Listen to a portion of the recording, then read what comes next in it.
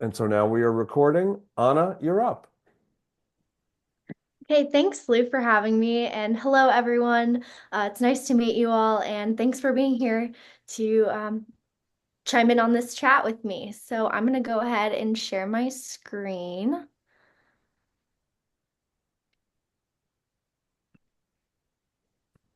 Okay, Lou, is it all good? Yep. Awesome. Um, so today I'm going to be talking on wildfire, smoke, and of course, health, the public health connection between all of them.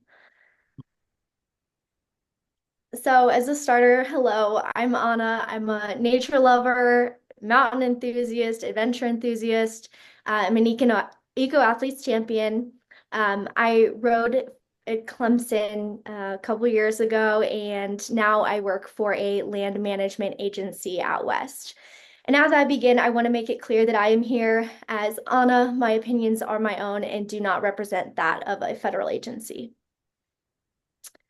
So how this presentation is going to go, first, we're obviously going to talk about present day. We all have seen the news, or hopefully have seen the news recently. So we kind of have an intro to what's been going on in LA and in various parts of the country. So how we got to today, we have to draw that line and talk about the history of fire, and specifically the United States. And obviously then we're going to have to define what is wildfire. And where there's wildfire, there is smoke. And there is a lot of information to be shared on smoke. So obviously that's going to be a highlight of my talk today. And then to kind of put a nice bow on everything, I'm going to provide some key resources that no matter where you're at, you should be able to tune in and get education tools, information, and lots of good resources to just hang on to. Oh, okay. Um, so present day. California has had obviously a lot of fires in the last couple of weeks, and wildfire is a natural disaster that disrupts livelihoods, ecosystems, resource allocation, you name it. And for a lot of parts of the country, wildfire season typically runs from May to October, and this varies on where you're at, but typically that's the range. And as temperatures increase, as the climate continues warming, and as droughts become more frequent and last a little bit longer, that range of wildfire season continues expanding and expanding, which is one reason why we're seeing such severe and intense wildfires in January at unprecedented levels. Wildfires today, they burn very intensely. So they are hot, they're severe, which means the scale is big. They have a high rate of just spreading from stand to stand. They're resource intensive. They require a lot of people on the lines, digging line, bulldozing line, you name it. And that also takes time to put a plan of action in place. Below here, you're going to see three images, and that represents the fire triangle. So the three things that you need in order to get a fire are fuel, heat, and oxygen. If one of the parts aren't there, you're not going to get a wildfire. And the heat piece I want to touch on, that can be human or natural ignition. A human might be like a firework or a campfire that's left unattended that just ran past the fire ring. Um, there are other things as well, but the natural cause typically is a lightning strike. So fire is obviously part of our landscape. Typically, we see it now as a management tool. It's a form of disturbance that can restart succession in a forest or an ecosystem when it is thick. There's a lot going on in that stand. It can help clean it up. Fire is also known as a cleansing tool. To many indigenous communities, fire is sacred and it's a big part of their culture. It helps prepare the land for future use. It restores animal habitat and it helps clean the ground of fine fuels like litter and leaves. And there are different types of fire. You might find like a regular fire that your county chiefs go and attend to. There's wildfires, prescribed burns, and cultural burns. So in the United States, we kind of have, I'd like to make What a is a little, prescribed burn? Just say a oh, little. a prescribed burn is it is an intentionally planned burn with some management objective, whether that is to reduce certain fuels that will in the future minimize the impacts of wildfire or lessen the risk of wildfire coming through this area. And typically those are done in the WUI, which is called the wildland urban interface. So to reduce the risk of wildfire around any communities. Yeah, in Australia, we might call them like hazard reduction burns, for example. So it's Exactly.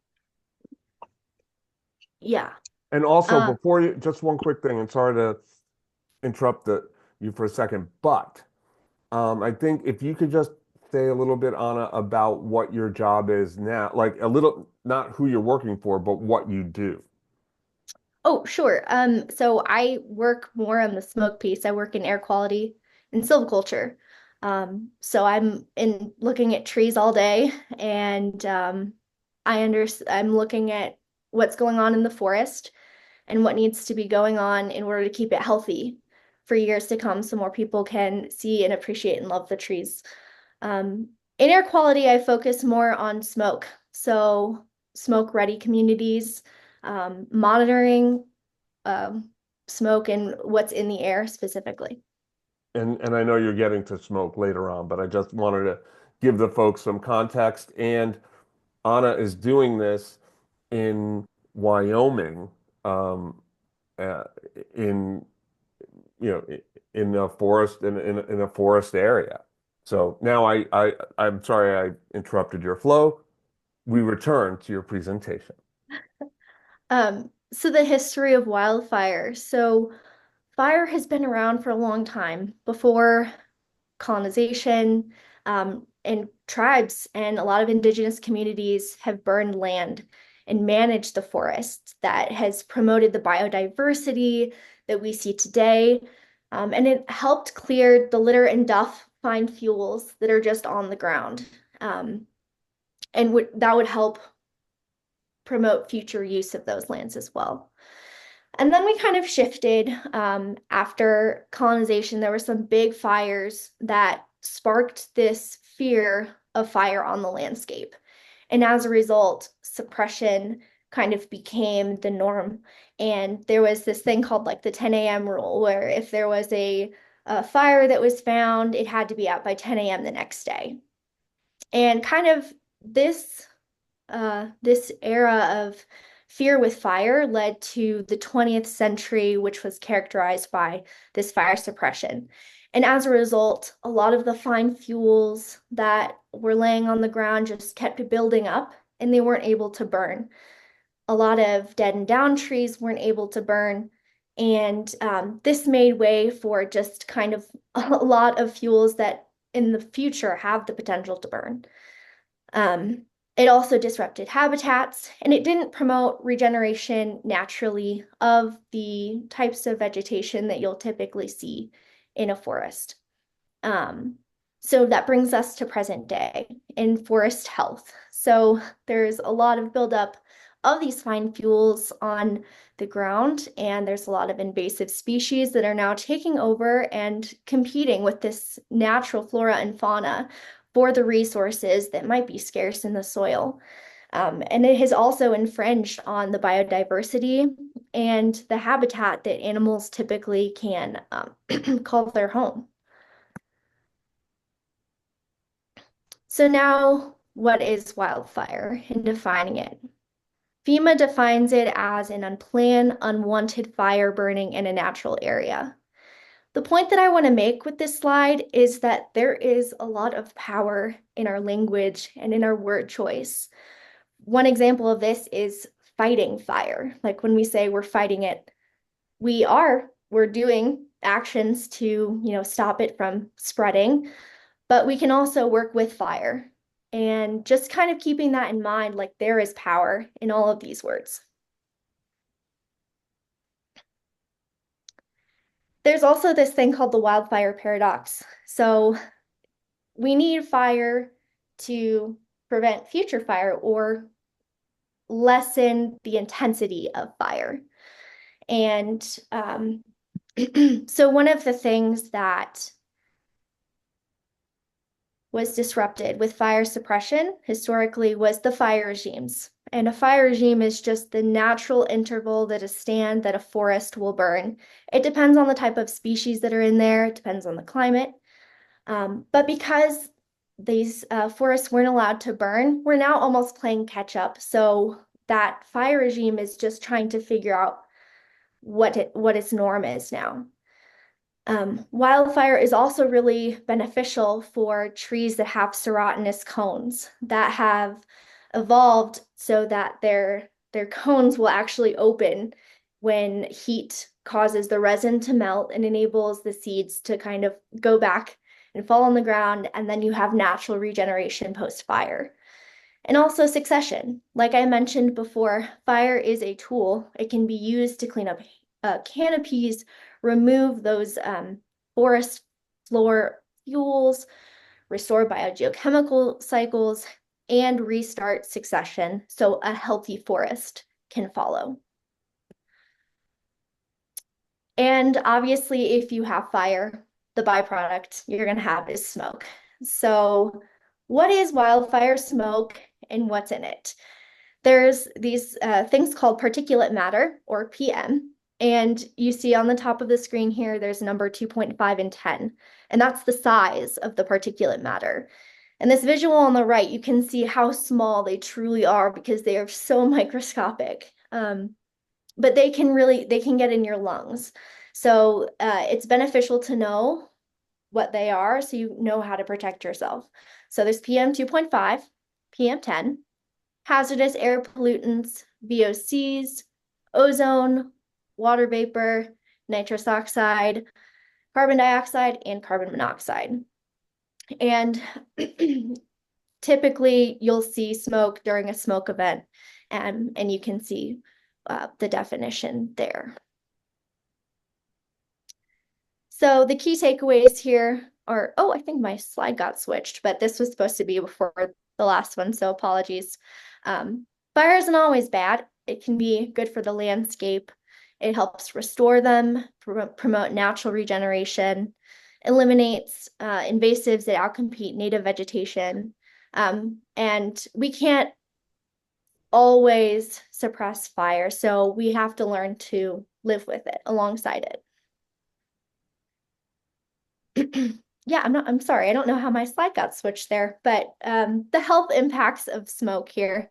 So typically when you're exposed to smoke, some typical symptoms are coughing, wheezing, difficulty breathing, bronchitis, reduced lung function, asthma, and heart failure. So as athletes, it is so important to protect yourself, especially during smoke events, because you're not maximizing your training capacity and your bodily work capacity when you have these kind of outside factors playing into it. So you can protect yourself by wearing a mask.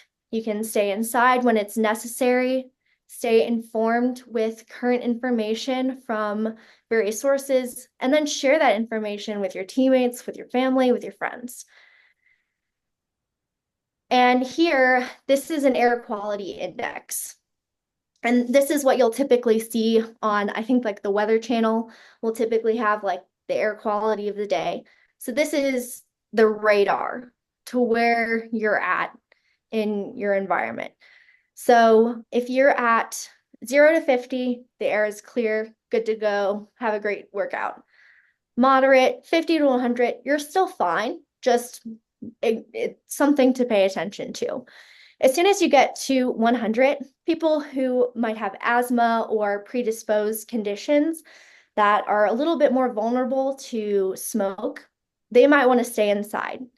As soon as you hit 150, that's when the air starts getting a little unhealthy for just everyone else, and you're probably going to want to stay inside. So it's very beneficial to know where you're at on a given day on this kind of gauge. the best thing you can do is be prepared. Have a plan in place for smoke events. Have proper air masks, have indoor air filters. And there's a topic on the rise, which I heard on NPR the other day. It was about home hardening, and that's very true. It's a good thing to do. Be aware of any clean air spaces in your community and ask your community if there's a smoke plan in place or any resources to go along with that. And the most important thing you can do is just stay alert and keep educating yourself. So when I say there you should have a plan in place is have essentials like food, clothes, water, any medicines with you in case you need to evacuate. And keep important items and documents in an easily accessible place.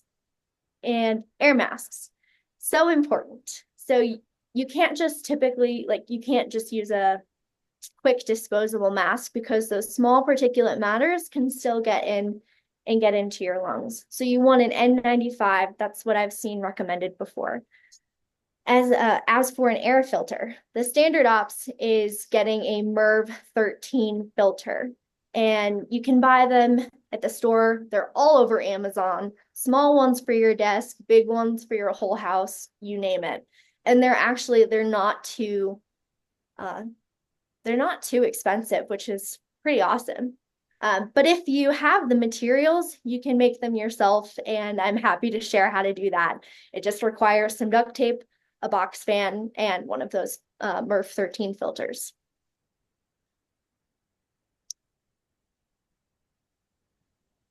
As for home hardening, it's important to just clean your gutters before fire season, remove any fine fuels around the perimeter of your homes, have air filters installed. You can use like a sidewalk or a driveway to be a natural fire break around. And then, of course, just removing any flammable objects like gasoline canisters from around your. What do you mean by the fine fuels? Fine fuels are leaves, small sticks, branches, things of that nature. As for clean air spaces, so it's a space with air filters that will keep the oxygen clean, healthy for you to breathe in. And typically these are hospitals, libraries, schools, or a community center. And I'm pretty sure that most of your communities, based on where you're at, will have more information if you look it up online. And a smoke ready plan. So they are plans outlining communication strategies for smoke events and or wildfires to give those community members the best information on what to do during a wildfire, and other resources, an educational toolkit specific for that community. So I highly recommend looking up if your county or if your state might even have one. They have some really good information listed. Oh.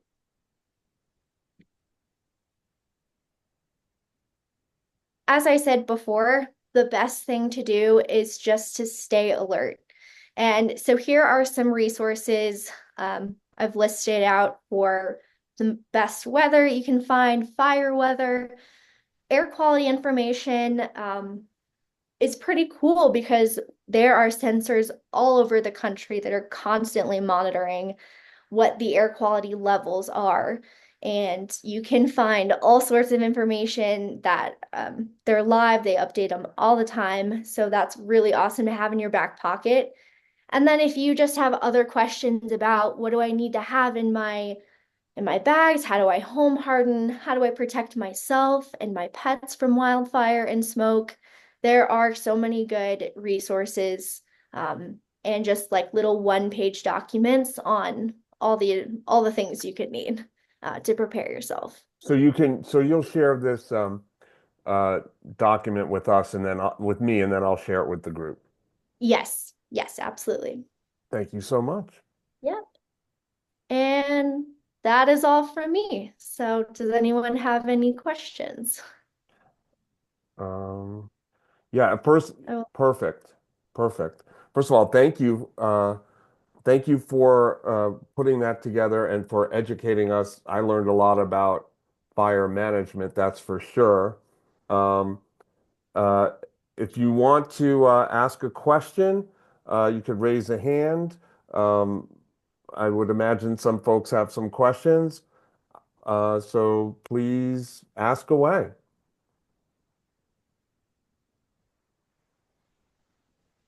I just wanted to kind of say too that all of what you had said is also relevant to um, those of us with horses. So it's awesome that Jillian's an eco athlete as well. So we have another equestrian because our horses are also breathing in all of that smoke, all of that particular matter when we're exercising them or when we're horse showing. And more often than not, our horse shows are outside. Um, and they live outside. So they're also breathing that in. And then also having a plan in place, like you had said, for evacuation. That is one of the big pieces for those of us that live in those areas that are hard hit by wildfire, is to have a plan in place and to practice that plan also. So yeah, another good point for that. To add on to that, Laura, also our horses are athletes as well. They need to stay fit and they train just like we do. So keeping them on track is very important as well. Awesome. Ridian used the raise hand function. I like it. Ridian, you're up. Yeah, I found that function somehow. Yeah, so I guess with regards to the smoke thing, I suppose it was the Canadian fires, was it last year when New York and all that was just blanketed in smoke? 2 years ago, it was 2 years. it was or Yeah. no, it was Never yeah, it mind. was 2 years ago, and it was June 7th, and not to and there were these massive fires in um, Nova Scotia and Quebec, and then the wind took the particulates and everything else and down to us, and the sky was orange. Rivian, back to you. And then so we basically had similar in Australia in sort of December 2019, January 2020, where we had the fires were that big that the smoke was basically the fires weren't necessarily near cities, but Sydney, Melbourne, Canberra were blanketed in smoke. The air quality was unhealthy. Yeah, it's good to have a plan when there's fires nearby, but it's one of the things I guess with climate change is sometimes now those mega fires mean that you're not necessarily near the fire and the air quality can be quite hazardous. But yeah, I suppose at least for me in that time 2019, 2020 in Australia, it was yeah, we really had to be keeping an eye on the air quality monitor and making decisions about what training we were doing based on whether it was going to be a good quality day or not. Um, yeah, which I think is something that probably going to need to be thought about a little bit more in the future. Um, I guess it's more of a comment than a question. And so I guess my other comment is I was reading recently, there was some research out in Australia that at least showing in Australia that some of our hazard reduction burning management actually makes forests more vulnerable to fire.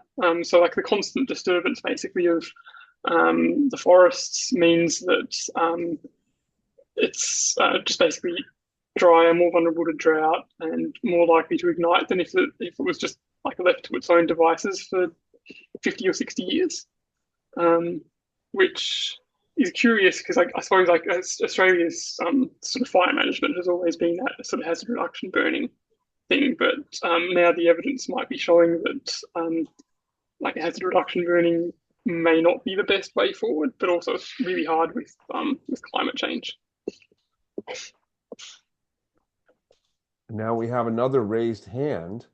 Lou, before we get go, there, Anna, did you want to comment back? I did something that you kind of brought up with the whole point in Canada, smoke knows no boundaries. There's nothing stopping it. So whether or not a fire is next to you on the next hillside or 500 miles away, you can still be impacted, which is why it is so important to just have this like education foundation on what you need to do, and the things that can help you stay safe.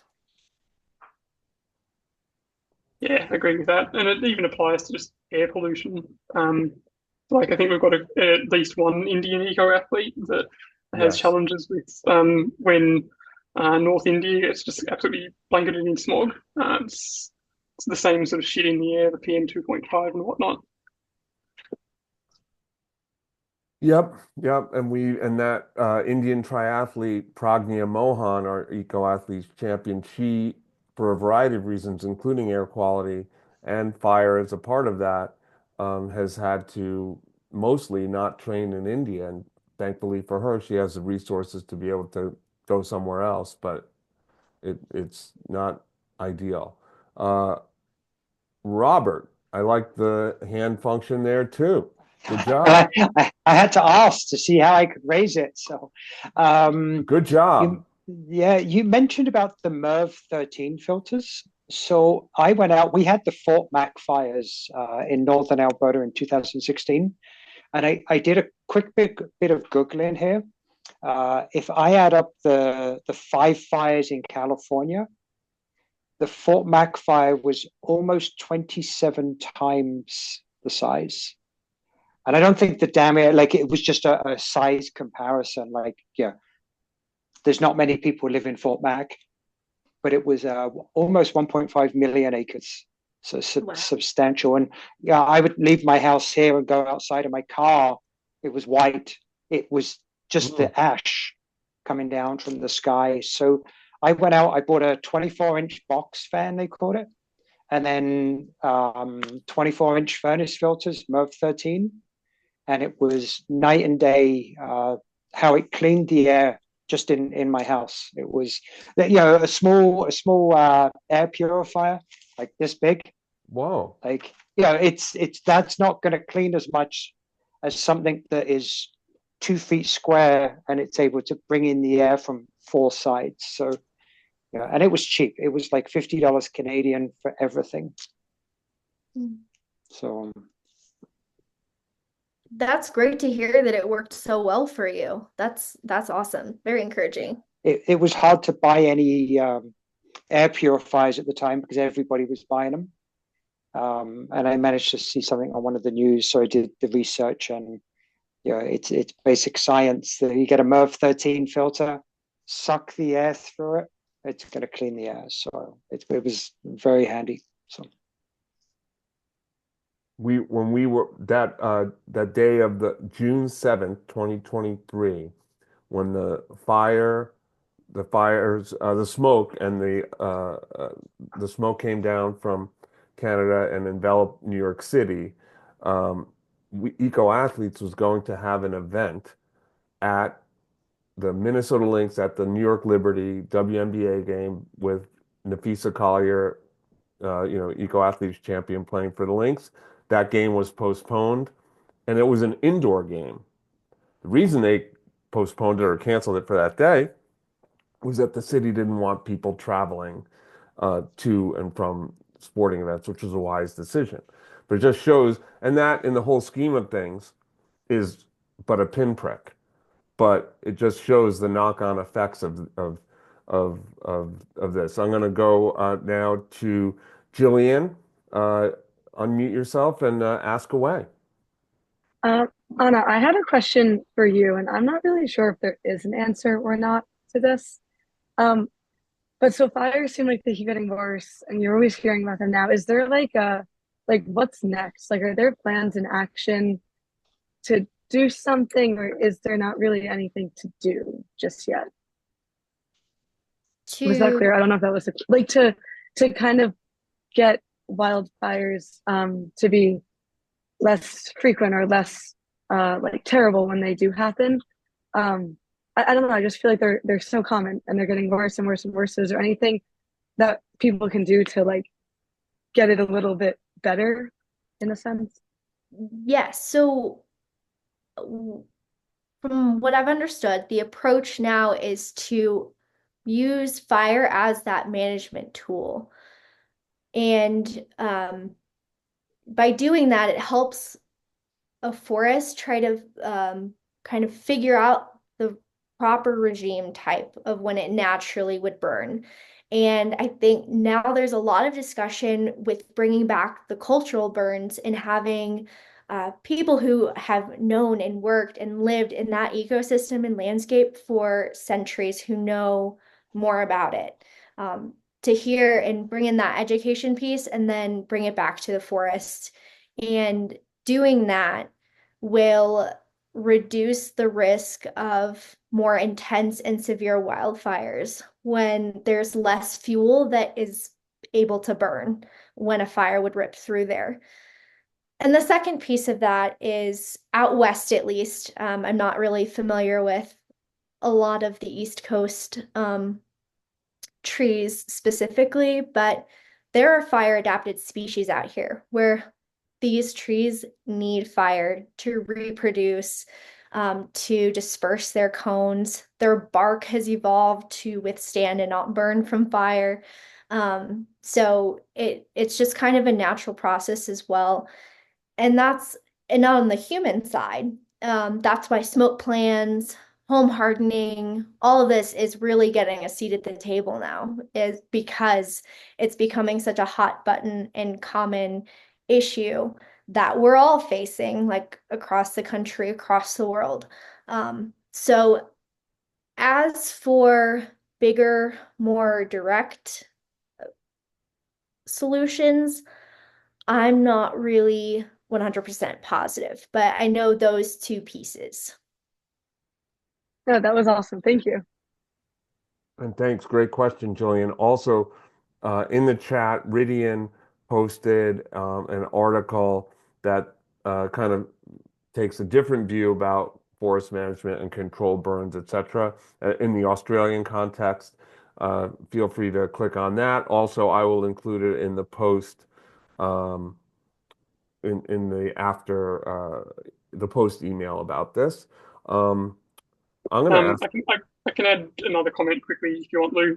So I know in LA they've got a lot of eucalyptus trees that they imported from Australia years ago, and I think also Portugal has that. And eucalyptus trees are really, really flammable. Like they're adapted to fire, and so yeah, what trees you plant has a pretty big impact on fire and smoke and things like that. So sorry in advance, anyone that lives near eucalyptus trees. Now that I did not know. Ridian bringing in the eucalyptus. Awesome. I didn't do it. Right. Some people bringing up the eucalyptus, someone else brought them to Los Angeles area, Southern California. Speaking of Southern California, Ana, and I know you're in Wyoming, the whole, in nature, you're not in an urban environment in the most populous county in the country, almost the antithesis of where you are.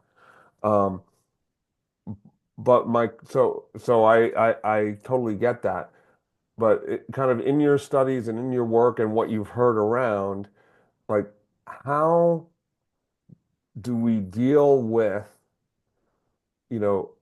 this urban sprawl that expand, or there was a term you use, like where the urban line is with the wild, and how can we better manage this so that you're not seeing these massive fires in urban areas where the human population is put at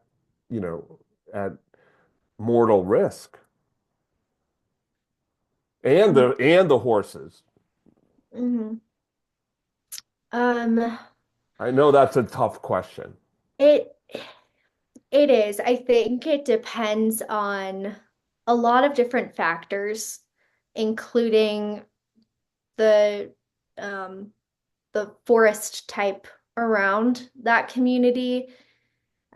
It depends on the natural features in that area. And in California specifically, like the winds just took off. Right. And, so that's like a huge, huge factor into how that fire behaved.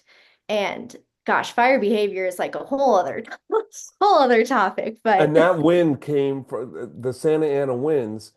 Typically the winds come off the ocean, and that cools, makes Southern California more temperate.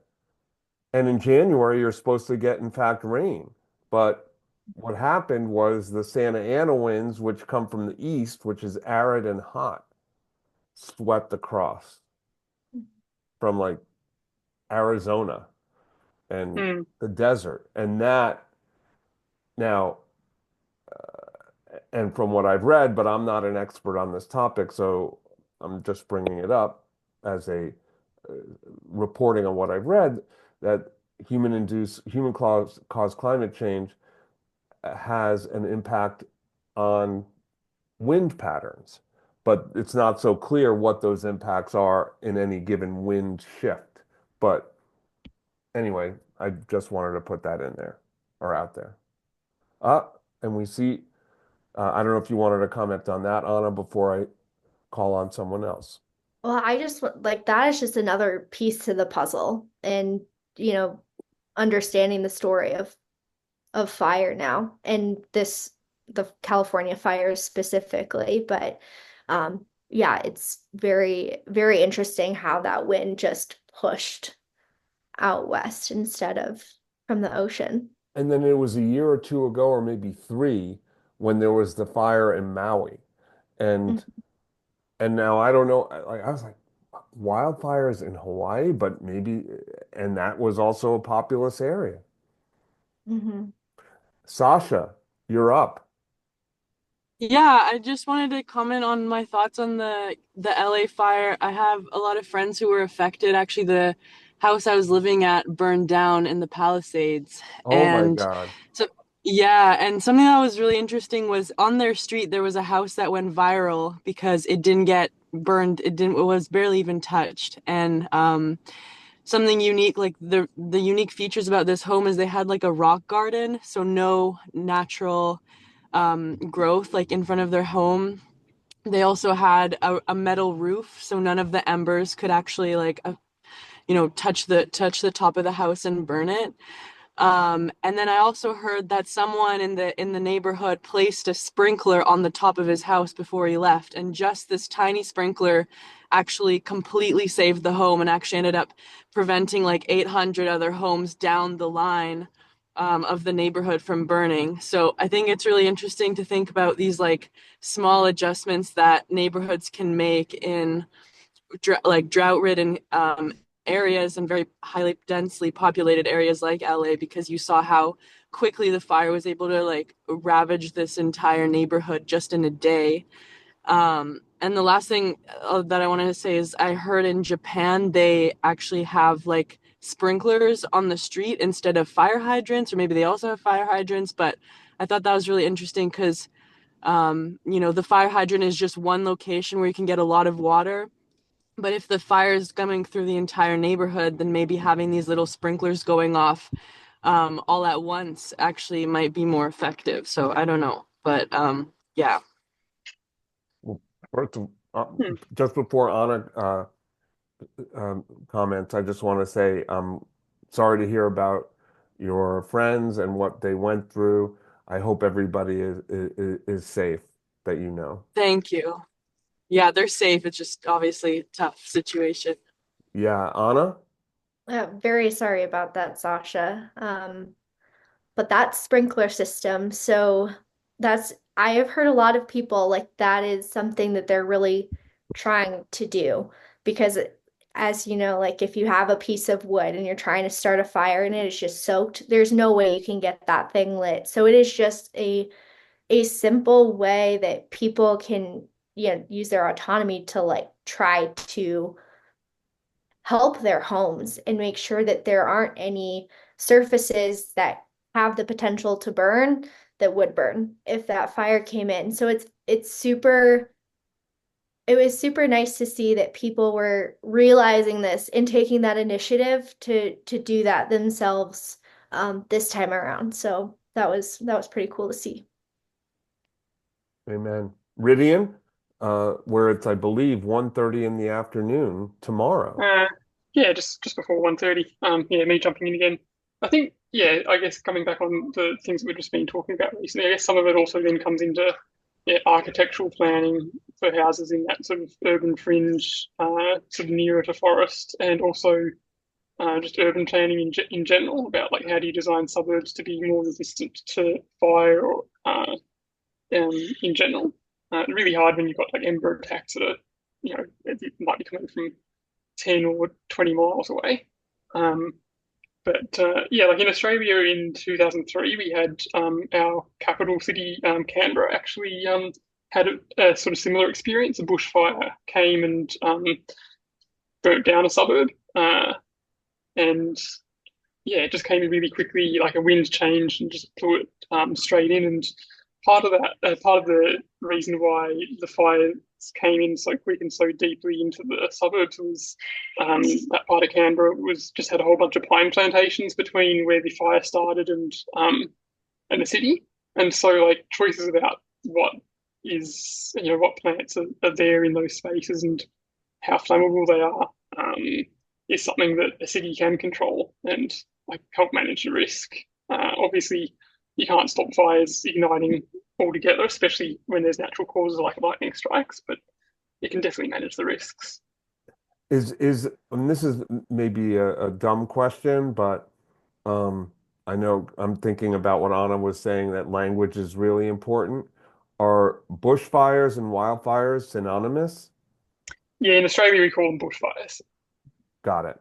And I know that I think the smoke from the bushfires, didn't that impact the Australian Open? Maybe it was like 2019, Yeah, the 2020 Australian Open. tw Yep. tw 20. Actually, the smoke was that thick that we were giving New Zealand orange skies, and it actually circumnavigated the globe and came back around to back to like the east coast of Australia. Like that's how much smoke there was. That is insane. Wow, I did not know that. We also have also from Australia, Laura, you're up. I similar to kind of the same lines of talk that are kind of going on. I am pretty confident that they're for new builds, for new construction in some areas. I want to say because I'm currently in Queensland, particularly for new builds in Queensland that are in the bushfire prone areas, there are requirements for the building materials that you use. Like I think you have to use brick for the outside of your house or another fireproof type of material, metal for your roofing, that sort of thing. To be honest with you, for some reason, I don't know what it is at home. But in Canada, which I should know, you would think. So I do think that, I mean, not everybody buys a new home or builds their own new home, but even if you're doing repairs and that sort of thing, you sometimes have to bring them up to code. So I think some of the cities and some of the governments are trying to, try and do those sorts of things where, like Sasha had said, that one house that remains standing because it was made from fireproof materials. They're trying to guide you down those lines to save your house. So for new builds, I think there are some guidelines for construction materials that you have to use. I'm all for, like, from an environmental standpoint, I'm all for trying to come up with alternative materials for building homes. But I don't know what decade it was in, way before my time. But the civilization, we moved to asbestos because it was fire retardant. And now look at how bad asbestos is. You can't even touch that unless you've got full-on breathing apparatus. So I hope that when people are looking at alternative materials for homes, that 100% we take into consideration that needs to be recyclable. Otherwise, it's like going from a paper bag to a plastic bag, and now we have global issues with the amount of plastic we have in the world. So obviously that's bigger than this discussion, but I hope that they make them recyclable, because otherwise it's just going to add to the landfills and the oceans. It's all bigger. It's all interrelated, though. Yeah. And like as I'm hearing all this great conversation, in my mind, and where else would it be but in my mind? Um, I'm thinking we got to reduce our carbon, atmospheric Yeah. carbon. We got to, and with the results of the election here, the headwinds, and we were talking about winds, but now this is in a metaphoric sense. The headwinds are stronger, and yet, our work as eco athletes and eco athletes champions to promote climate action and systemic change becomes even more important. So, and it touches plastic waste, as Robert was talking about, and wildfire and bushfire and all manner of issues beyond that. But anyway, that's my default. Like that was my thought. Any other questions? Because we're coming up to time. If someone wants to stay on, I can stay on. But patches. Not using she uses the actual The hand, physical hand. the physical hand, the physical hand of patches is raised. I acknowledge that.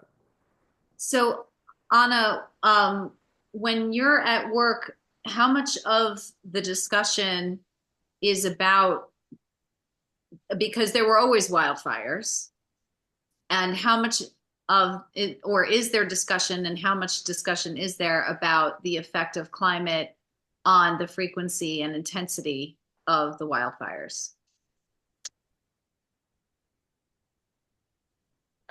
There's some.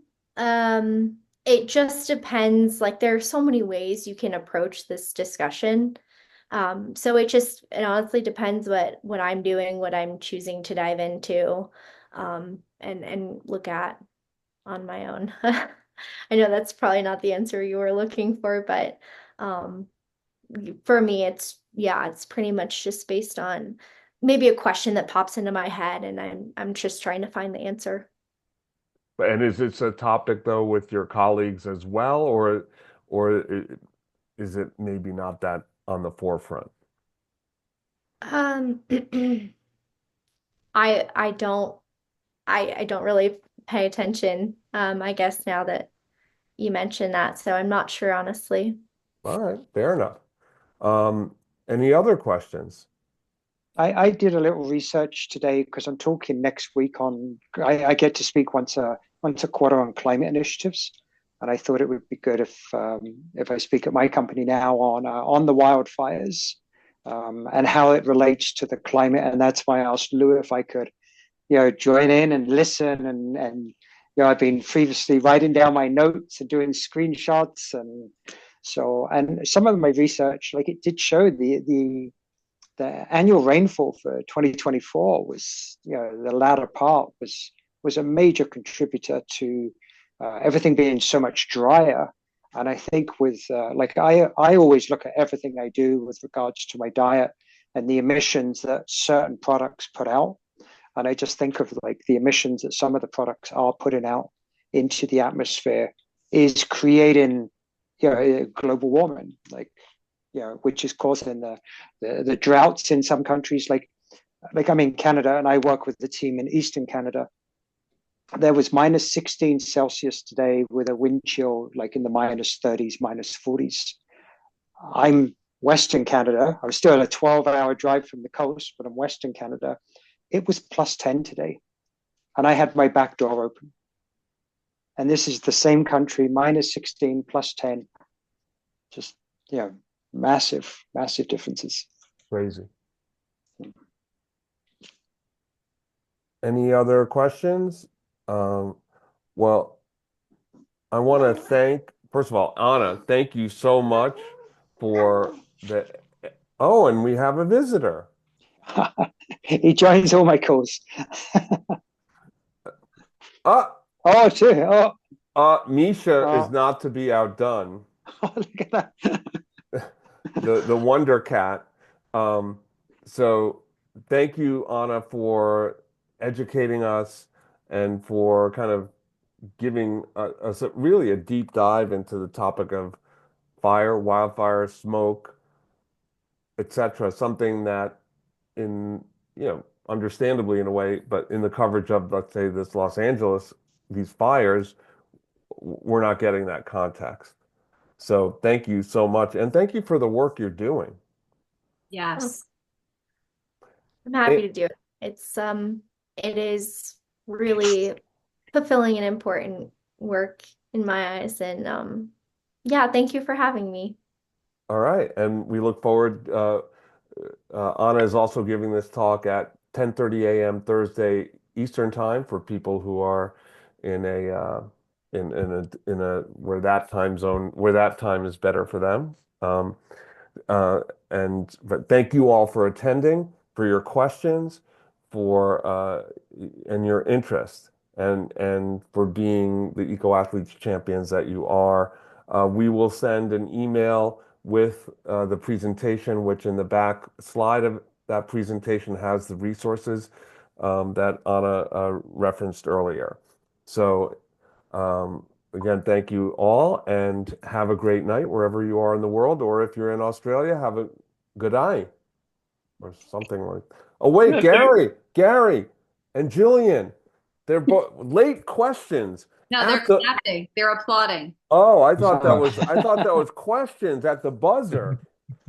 Applauding. No, I was just clapping. All right, It's all like right. a thing. I didn't know that was a thing, so I just do this.